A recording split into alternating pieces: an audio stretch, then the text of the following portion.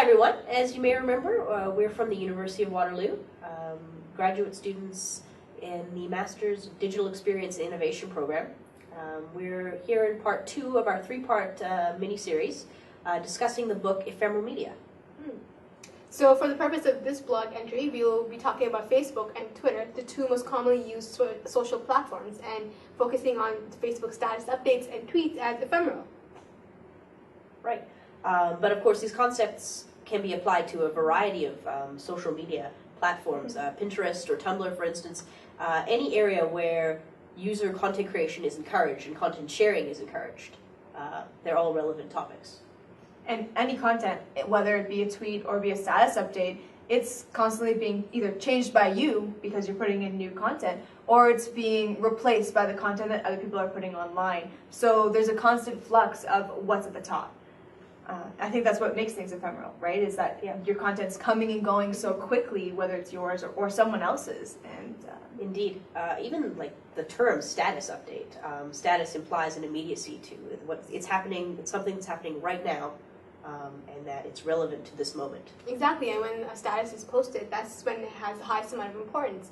You know, it's relevant and it's timely, and that it has the highest importance, and it's at the top of the news feed. But as soon as other people are updating their statuses and there's more content and there's more tweet, it gets at the bottom of the news feed and it loses its importance. depreciates, kind of like getting a car. Exactly. The whole time picking up the car and the whole time that you know, when you buy that car, that is the moment of the most importance. It has the highest value at that time. Yeah. However, the moment you drive that off the lot, we all know it loses the value. It depreciates. It depreciates. So just like that, your status updates and your tweets also depreciate as more and more content is being created and more people are participating on these platforms.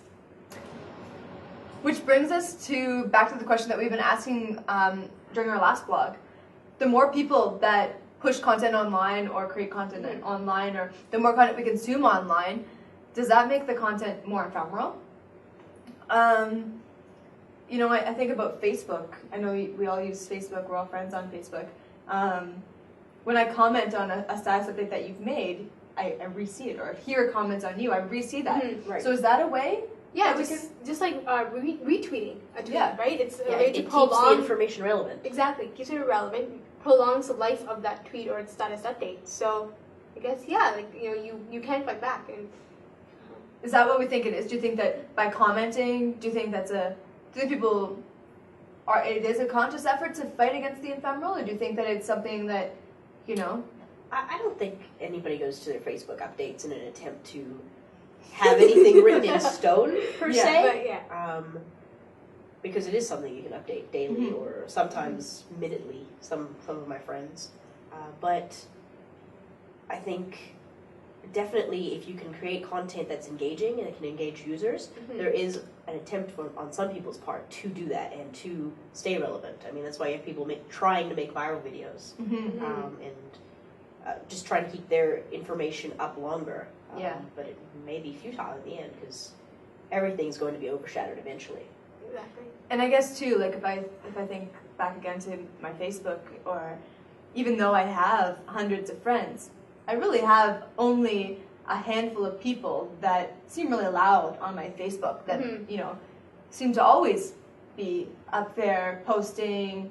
And I don't know what about you guys, but I feel like maybe ephemeral media isn't just based on how many friends you have, but how many people you have actively updating. Exactly. So and the frequency of their the amount of content that's being uploaded into the system. Exactly. So even if you have 10 friends or 100 friends, it depends on those who are really active, and the louder they are, the more engaging they are with the content, the longer the life of the material. And so when you post a status update or a new tweet or whatever it is, it could be up for a second or it could be up for an hour at the top of the feed. It all depends on how many people are posting back, and that can depend on how many friends you have, what time of day it is even.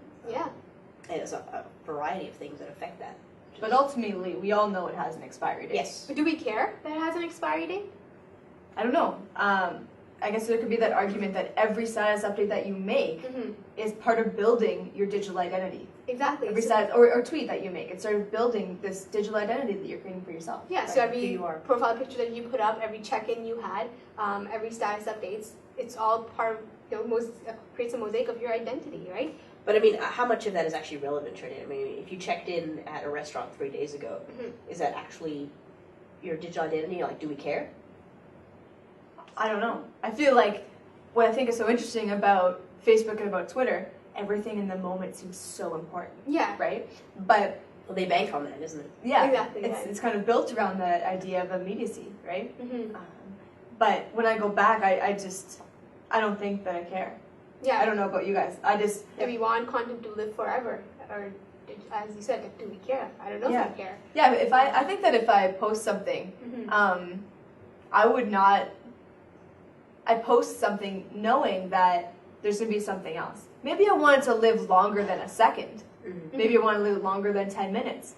But if I had to come back every day and see that 140 characters that I wrote was always at the top, I might start to want to see other content. We're thirsty for content. So maybe I don't want it to live together forever. Maybe I love the idea that the more content that's out there, the more content I'm going to produce so that I can, keep that kind of wheel turning. I don't know. Yeah.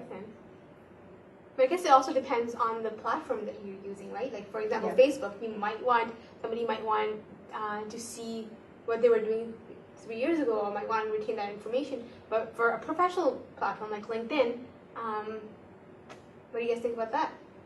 Yeah, LinkedIn, that's definitely a place where your past is important. Right? Exactly, your professional past is important. Select parts of your past. Yeah. Exactly. Whereas in Facebook, your social life, some parts you might not want to share with the people, and not want people to have access to, what you were doing 5 years ago.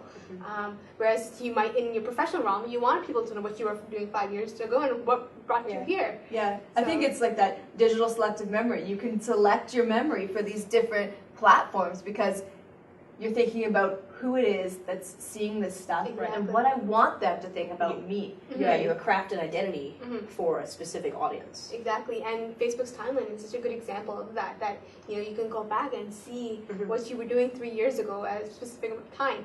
And as you mentioned, crafted identity, selective memory. You can delete certain pictures from that time. You can delete statuses from that time, so you can really create your own identity in the past that you've had. Yeah. So which adds to the ephemeral nature of it, because exactly.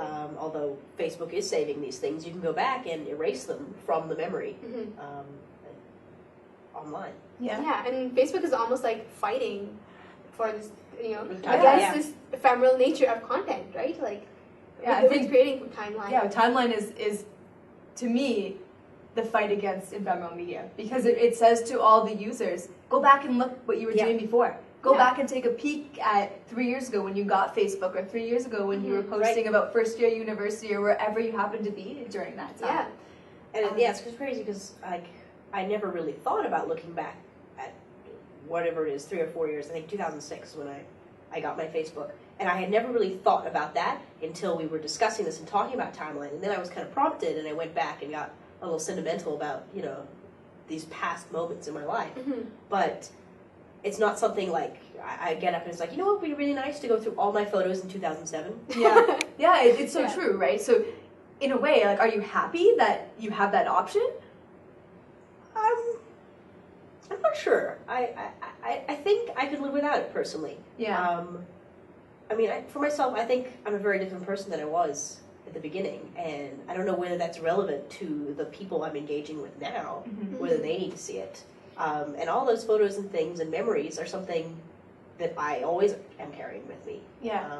With or without Facebook. Because for me, I have chosen not to get timeline yet because I don't really want a I didn't timeline. think you could choose because I didn't think you could choose, and I woke up one day and I hit it and mine was changed. So it that almost day's feels probably like, coming for Yes. me Exactly. because And I was like, oh, what's going Facebook is on? rolling out their timeline on all of you. Exactly. So Yeah. it's almost like Facebook's like actively trying to fight against the ephemeral nature of Facebook wants to media. be content in the content management business, and the content they're managing is our lives, It's our just information. really funny and Yeah. interesting that Twitter, on the other hand, is completely embracing this ephemeral nature of tweets. It's so true. Try looking back 2 days ago on Twitter. Good luck. Good luck. Exactly. There's so many tweets that have populated on your page that it's impossible to go back. Yeah, and the tweets must be there in a system somewhere because you have other operating systems that can find them, like Foxy or whatever. Yeah, but they're outside of Twitter, right? But Twitter doesn't feel that you need to see them, and maybe you don't. Exactly. I was recently, because I was looking up some of the back searching functions of Twitter, and I saw that you could search since a certain date or until a certain date, but really it only seemed to work if you were working within a 10-day period. Mm-hmm. Like if you want to look back a year ago, like your Facebook timeline allows you to, mm-hmm. that's not something that's possible So on something Twitter. that's geared towards, Yeah.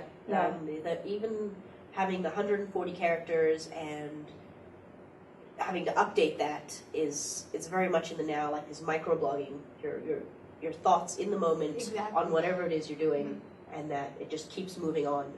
And it that's really the premise. does embrace. Exactly. It's Yeah. the premise of Twitter. That's why it exists. That if you're not on Twitter 24/7, you will miss those nuggets of important information, and they're gone. Which makes you want to be on Twitter 24/7. Exactly. So that you don't miss, when that earthquake quits, or I know that's a big example, but even when, your cousin makes cupcakes or something small, Something you never cool know, that people right? share. Yeah, and Yeah. you don't want to miss it. So you're almost forced to be on it 24/7. Just like eventually you'll be forced to accept timeline, right? Oh, when that day comes. It's coming, yeah. Yeah, because if you miss, if you're going through your tweets for a couple hours ago, you can't really engage in conversation with those people where somebody's just baked cupcakes. You can't tweet back and say, "Oh, those look delicious. Can I get some?" But it's several hours late, and They might be gone. yeah, it's a very Yeah. asynchronous in that sense, unless you're tweeting within a few minutes of each other, and then you can have a discussion on Yeah. Twitter, which is more geared towards that. Whereas on Facebook, you can do that. You can go back, and comment on something that was said, 3 hours ago or something, because Yeah. that's the nature of Facebook. That's the culture, right? Mm-hmm. I even think it's interesting you mentioned Pinterest before. Pinterest, I find it sometimes really fascinating. You can go and you can press, if you're searching everything or you want to see all of them. If you do that twice, you're going to get a whole new page. Oh, yeah. Mm-hmm. There's just so much content on there, and people are so quickly pinning things and adding content to this, gathering site of just all Mm-hmm. these marvelous things on the web that finding stuff the same pin twice is often really challenging. Yeah. So I think that, whether it's good or whether it's bad, which we can see examples of, fighting and embracing in Facebook and Twitter examples, ephemeral media has definitely become a big part of social media and of social networking. Now we're interested to see, is it part of the content sharing? Is it part of Wikipedia? Is it part of YouTube? So that's what we're going to discuss during our next vlog. Please send us comments and talk to us about what you think about this, because we could talk about it for hours and we'd love to message all of you guys about it. If you have any questions or any other comments, feel free to share. Thanks so much, guys.